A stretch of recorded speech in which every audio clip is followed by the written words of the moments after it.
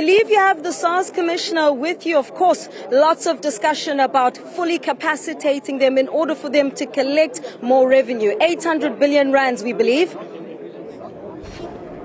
That's the target. Let's see if they're going to get it with what's been allocated. That's the big question, Zianda. And it is the big question, Commissioner. 3.5 billion in this financial year. You've got 4 billion going forward for the next 3 years or so. 7.5 altogether. Is it enough to get us 600 to 800 billion rand? Well, if you speak as the Commissioner of SARS, it's never enough. But I think what's important, we have previously said, and maybe it would be helpful to explain the 800 billion that is widely bandied about. About 45% of that relates to what we call the outstanding debt that is due to SARS. That would be debt that's not disputed. There'll be some debt there that is disputed. And then there are many, many millions of outstanding returns collectively that presents an opportunity for SARS to go and fetch the money that is already due to the state. And then about another 55% of that amount is from what we call the tax gap, which are aspects of the economy where there is significant non-compliance, including the illicit trade, the financial and tax crime, illicit financial flows, aggressive tax planning, and other forms of abuse and non-compliance. Now, the amount that the Minister has therefore allocated to us, the most significant portion of that in the next financial year will be to recover the outstanding money that already belongs to the state. How much do you think you can get back? Well, if we can, if we can get over the next 3 years, if we can get 50% of the outstanding debt, it will be well over 100 billion rand of additional revenue.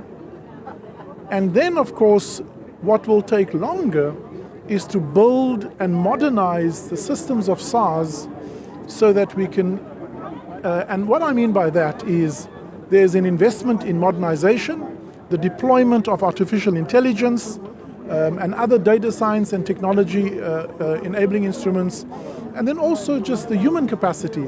We need more trained transfer pricing auditors. We need more forensic investigators. We need data scientists. So the human capability, you can't build a car and not have people who can drive the car. And so the 500 million of the amount that the Minister allocates for the next year, we will begin to deploy into the modernization of SARS. And what we are saying is the short-term gain is to collect debt that already is due to the state, and the medium term is to strengthen the capacity of the state, of SARS, to improve administrative efficiencies and close the compliance gap. Well, we're going to be watching you closely because that's a huge target over and above what SARS usually does in terms of revenue collection. So that's a big item, and I don't know if you're going to still be in the chair, but we're going to hold the next commissioner or yourself to account on that one. Just a final one. You know, as the commissioner was walking down the red carpet minutes before this budget speech went live, he was walking with the finance minister, and it seemed as if the relationship was cordial. Now, everyone says there was a bit of animosity because you said, give us this money and this is what we'd be able to do. How would you then describe your relationship with the finance minister, and why is it so important that they have that cordial relationship, especially with the SARS Commissioner, even if it's not you? Of course, the relationship between National Treasury and SARS and the Minister of Finance is very important for the integrity of the fiscal system.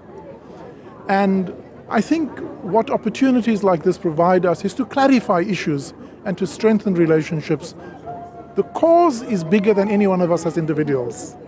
And for me, what this opportunity provided us is to strengthen that and to keep our eyes on the goal. There are too many South Africans who depend on the quality of our work for us to personalize this to the point where, we become dysfunctional.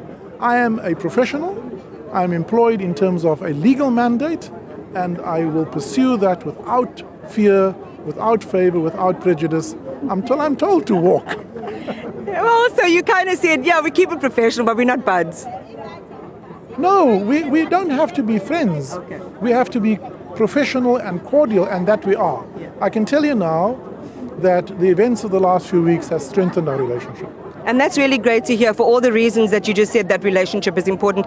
Edward Kieswetter, I know everyone else wants to talk to you. I'm going to let you go. Thank you so much and good luck. Thank you.